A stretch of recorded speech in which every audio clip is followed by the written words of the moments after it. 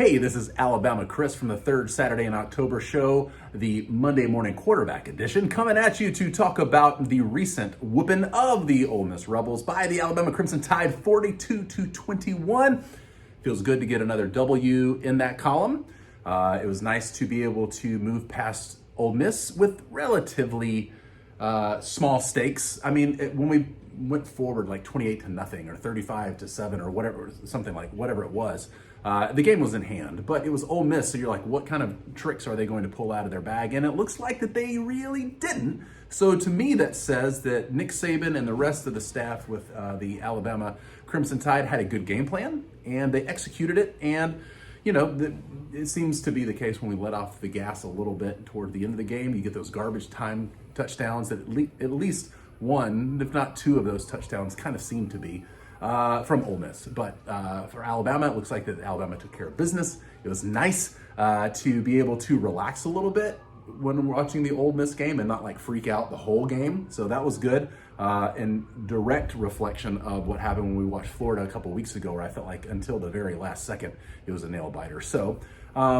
you know, those types of games, 42-21, are not necessarily like ecstatically fun for other people that aren't Crimson Tide fans. But you know what, it is what it is. And we did what we needed to do to get another W, only to look forward to quite the game coming up, Texas A&M.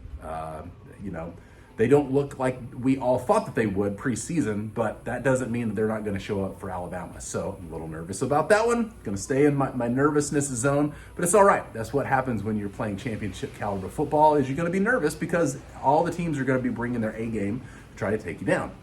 So this feels good.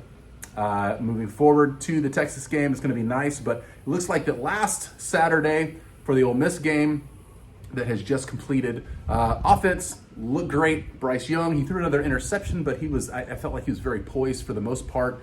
And it seems like that when he finally did throw that interception, the game was so in hand that it was not really anything to like, oh no, what's going on?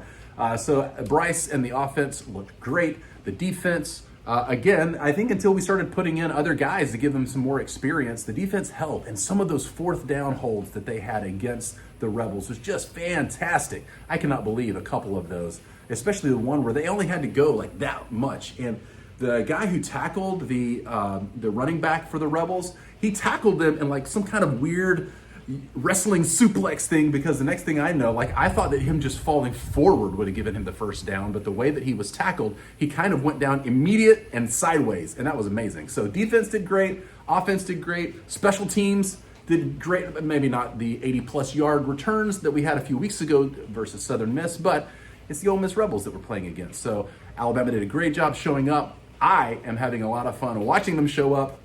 And for my co-host Bradley and the rest of everybody that's giving their 2 cents for this week's Monday Morning Quarterback Edition, I will say, roll balls, and see you soon.